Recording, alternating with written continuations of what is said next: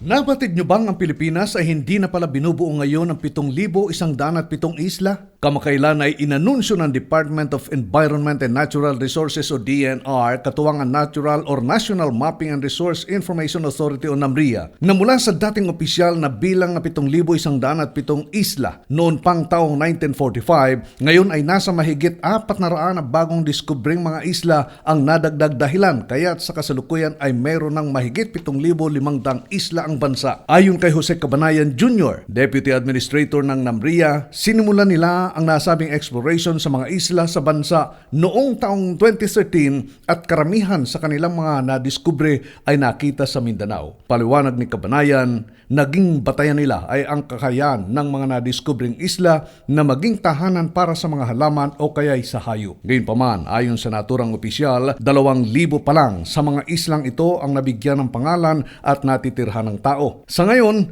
nakaplano ng ipagpatuloy ang exploration project ng NAMRIA sa Luzon at Visayas upang maghanap pa ng mga islang maidadagdag sa mapa ng Pilipinas bago matapos ang taon. At yan ang ating good news. RH9, Sunny Casulia, naglilingkod sa pagbabalita.